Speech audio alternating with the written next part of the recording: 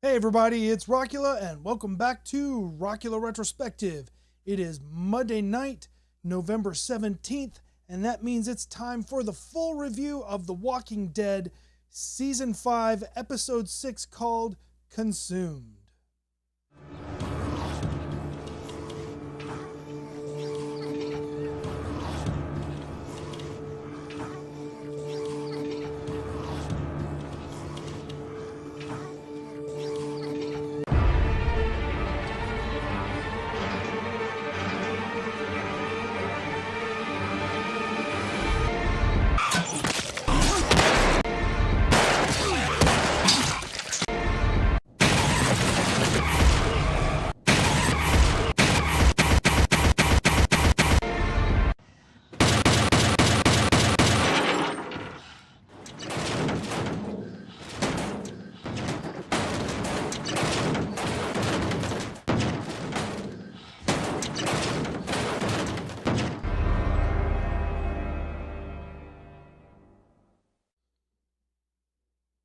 All right, so sorry about the quality of last night's reaction review, but I got invited to go see Primus yesterday at the last minute, and you'd pick hanging out with Primus instead of watching The Walking Dead too, so sorry about that. And I'm a little bit behind on this review. I'm doing it right in the middle of, I don't know if you can hear it or not, but there's bands practicing all around me right now.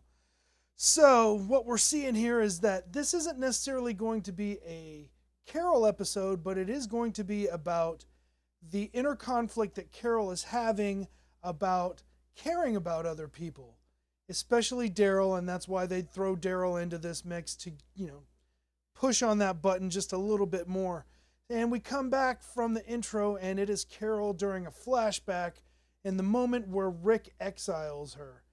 And there's one moment where I didn't understand what was going on, and I had to ask my friend Meat Pie about it, and that is they show a shot of Rick's left hip with the holster and the gun backwards.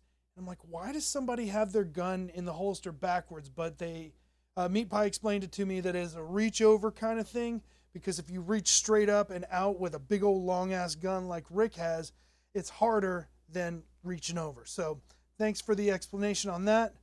And we see a little bit more about how Carol dealt with the aftermath of being exiled. She finds shelter, and then she eventually sees the direction of the prison, that there's fire. She investigates the prison and sees that it's the aftermath of the attack by the governor. Cut to the intro credits. Come back from the credits, and Daryl and Carol are following the hospital cops in the dark, and they have a conversation about how Beth is becoming much more adept at defending herself. So when the cops do stop, Daryl and Carol stop as well in order to observe, and you knew it was coming. Anytime you sit around for too long in the dark in this show, a walker's going to come up on you, and it did, and I can't believe it. I knew it was coming, but it scared me anyways. And I really started to wonder if that walker banging on the car was going to attract attention to him, but I guess they didn't. Couldn't tell what the cops were doing, and then I watched it a couple of more times, and it appears that what they're doing is clearing debris out of the street.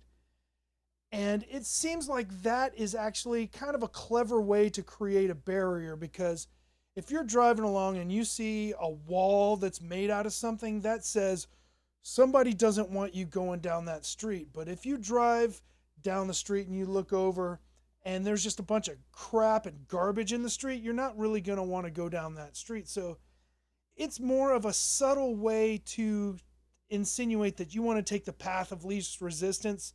So instead of going this way, you go that way because there's a bunch of crap that you don't want to clear out of the street. So when they think that the cop is going to look in their direction and notice them, Carol pulls out her gun. And this is where you're starting to see a pattern emerge, because it started with them following the cops and Carol saying, we should just run them off the road.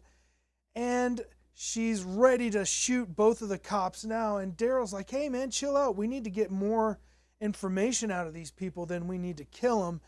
And it's just showing a pattern that's going to happen throughout this episode and actually have some ramifications. Well, since they were sitting there in the dark and the engine was off, Daryl tries to restart the engine and we find out that the car has run out of gas. Carol says that she knows of a place where they can stay for the night, and it turns out to be a temporary women's shelter.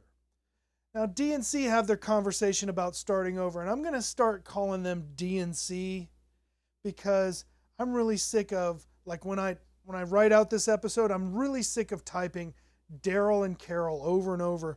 And I like using D and C because it reminds me of E and C, which is Edge and Christian, one of my favorite tag teams. But yeah, it appears that the roles have now reversed. Daryl used to be the cynical, hard-edged one, and Carol was the caring one, but now looks like they've flip-flopped. They have a conversation in the dark, and then Carol lays down, and then Daryl sits next to her, and then we almost have the moment, and it's the moment that all of the Daryl lover girls are waiting for, and that is for them to hook up together, Daryl and Carol. So, but of course, they're not going to let that happen. They have a distraction. They go off into a little bit more of that floor, and they find that there are a couple of walkers that are trapped in a room, and one of them is a child. The next morning, Carol wakes up and sees something burning on the roof outside of the window, and she sees that it is Daryl burning a body of a child, and it just insinuates that he went and dispatched the two walkers before Carol woke up. And once again, it's one of those things where you never know what a preview is going to tell you, and the preview makes you think, oh, Daryl's burning Beth's body, but of course, it's just the child, and I knew it was too small to be Beth's body. So Daryl burns the body of the child, and Carol says thank you, and we flash back to Carol and Tyrese burying the girls. She sees the smoke that's coming from the house that Daryl and Beth burnt down, and I'm wondering, is that supposed to represent some kind of connection that Carol has with Daryl that she doesn't have with anybody else? And is it really that she and Daryl are supposed to fall in love? I mean, I don't buy it. They keep dangling that in front of everybody, but I really don't buy that Carol and Daryl are going to fall in love. I think they're just very close with each other. Go back to the temporary shelter, and they're deciding that they're going to head through downtown. We cut to a scene of downtown Atlanta, and we see a tank.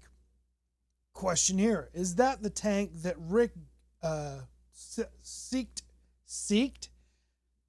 The tank that Rick got into to seek shelter from the walkers. And I don't remember if they resolved this or not, but he had a big old bag of weapons that he lost when he got overrun. Is that big bag of weapons still around? Somebody out there, if you know the answer to that, please tell me in the comments and tell me if they already found those weapons or if that bag of weapons is just floating around waiting to be seen. All right, D and C are traveling downtown, and we see a new tactic for distracting walkers, which is to set a fire and then sneak around past them once they're looking at the fire. And that's kind of another tactic that I saw in another zombie movie, which was Land of the Dead, where they would actually have fireworks overhead, and it would distract the zombies, and they'd look up at the fireworks. So fire seems to be a general thing that in all stories about zombies, they seem to be very mesmerized by that. And I think it has something to do with the fact that a walker or a zombie is a reanimated corpse, and the only thing that's left is that real core of, like, instinctual behavior, and we're all instinctually drawn towards fire. They want to get to a higher spot, and they find a sky bridge, and they get in there, and they find that everybody's in the sky bridge has turned, and we also see that Noah is scoping them out in the background. Get to a chain door, and this is one of those things that it's one of those horror conventions where if you've got an entrance or an exit that's hard to get in and out of, immediately that's going to come into play, and of course it does later. They see the van out there on the overpass, and they decide that it is, it's a hospital van and they're going to check it for evidence of the hospital gang.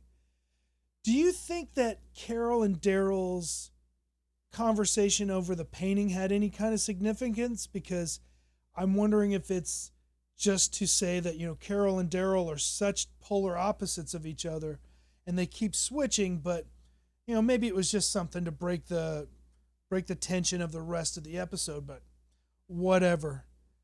Of course, they come back through that chain door, and that's when the convention comes into play and Noah gets the drop on him. He slits open the tents with the remaining walkers, uses them as a distraction, and tries to get away. And Carol takes a couple of shots, and then you see Daryl pushing Carol's hand, blocking her from shooting him. And once again, we've got that conflict between Daryl and Carol over who's useful for what. As they're looking for a way to find weapons and, figure their shit out, we've got Carol talking about her inner conflict. And it's really starting to come to the surface. She's talking about admitting how she doesn't want to care about anybody anymore because they just get taken away from her. And she's starting to prefer being on her own. Whereas Daryl's like, too late, you're stuck with us, you're back with us. You can't get away from us anymore. And then the book spills out that is titled Treating Survivors of Childhood Abuse. Who's that book for? I don't know if it's for Carol. Does Carol maybe think that Daryl was abused as a child? I don't know, but we're going to probably find out who that book is for, because they wouldn't do a close-up shot of that book just for nothing. Next, we got a flashback from Carol burning Karen and David, which was kind of, like a small sliver of a flashback. Didn't really have much significance to it. But then we go back to D&C, headed towards the van to investigate. And I'm a little bit leery of the thinking of this scene.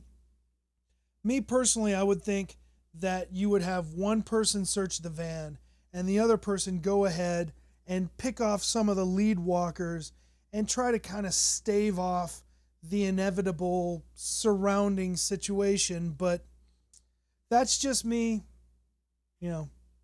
Who's to say that would have been a good tactic? But they get surrounded, and they find out that it is Grady Memorial because it's got GM on the stretcher, and Carol says Grady Memorial. But then they realize they're going to get surrounded, so they get into the van and they buckle up their seatbelts in the seats because they know they're about to go over the edge. And this is a point where I'm going to call bullshit, right? When you see the van going over, it's headed on a nosedive straight down, and there's no way that van lands on all four wheels. You see it's about to tip over, and if anything, it would have fallen on its roof. And, I think they pulled a fucking Blues Brothers on this one. There's no fucking way that car would have landed like that. So, sorry, bullshit. But it was a nice touch having all the walkers falling on the van afterwards.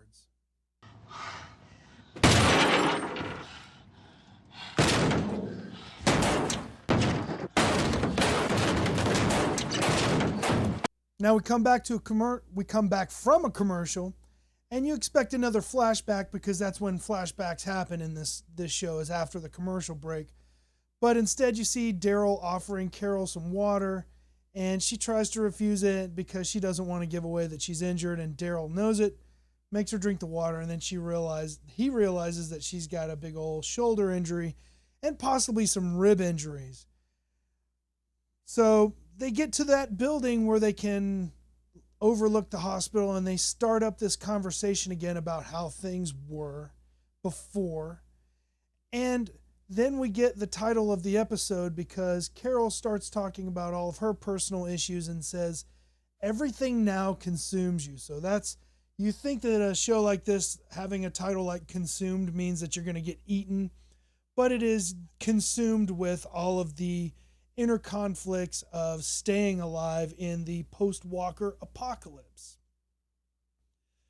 And they hear a noise and investigate and see that Noah is getting attacked by walkers. Daryl pulls a running shoulder tackle and causes the bookcase to fall on Noah, trapping him in a precarious position, and there's a walker making its way through the door. Daryl wants to leave him, but Carol insists on saving him. And then Daryl pulls out a pack of cigarettes and puts one in his mouth. And my question is that some kind of alliteration to that's old cynical Daryl? Because he's like, fuck that guy. He tried to kill you, so we should let him die. And once again, it's Carol and Daryl flip-flopping the compassionate person role in this scene. He finally saves Noah, and when I did my reaction review, this was the perfect reaction. I'm sorry.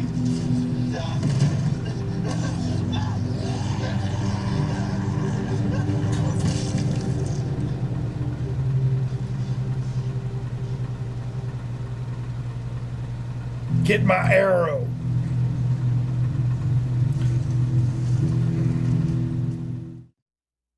Next, we come back to Carol flashing back just after Terminus. And then we get back to the present again. They get Noah out from under the bookshelf. And that's when they establish that Noah was at the hospital and knows Beth. And then Carol looks out the window and sees the hospital cops, and they know they better skedaddle because the hospital cops are coming from them. Noah says that there's an adjacent building with a basement that's good for hiding. They go out and Noah falls. Carol heads out into the street ahead of the two. Bam! Gets hit by a car. And Noah thinks smart. He's like, look, Carol needs medical attention more than anything, so don't kill those cops. Let them save Carol. That'll give us some time to go in and, they'll fix Carol up. We'll go back and save Carol and Beth. So he fills in Daryl on, the strength of the place, how they got people and guns, and Daryl responds that they do too. And so this is going to be the end of the episode. They set another fire to distract the walkers, hijack a truck, bust out and head for Rick's group to get in reinforcements. End of episode. Now we're getting into the previews of the next episode, and it appears that they got back to Rick and company. They've regrouped, and they're headed out. They leave Carl behind, and he is talking to somebody about how they need to learn how to fight. And it's pretty obvious. I thought, well, it could be Eugene, but Eugene's not back yet. And it could be Noah, but I'm sure that they're going to take Noah with them to be at least as an advisor, even though he can't fight for shit. So it's got to be Carl telling Gabriel that he needs to nut up and start protecting himself, because he ain't worth shit if he can't protect himself. Rick is talking about how they have an advantage on the hospital group because they're not expecting him. And we also see a flash of Glenn in there. So I don't know how much of the Glenn, Abraham, Eugene, everybody's story arc is going to be in the next episode. But all you complainers out there that are talking about, I hate the single focus episodes, it looks like we might come back into another split focus episode. So you might be happy again. So that's it for this episode. I am going to take the rest of the week to go tie up my loose ends, answer any questions, maybe watch it again and see if there's something I didn't see. If you know something that I didn't notice, please tell me in the comments, and I'll be able to address your comments and or questions in the weekend re-review, which will probably be on Friday. And also I will go and do my re-review of all of the reviewers, and I didn't get a chance to do much of what do you call it? I didn't get a chance to look at any re-reviews or reviews that were posted last night because I was having fun last night, so it might be a little bit thinner, but we'll see what I can come up with. All right, so I'll see you on Friday. I'm Rockula, and this is Rockula Retrospective.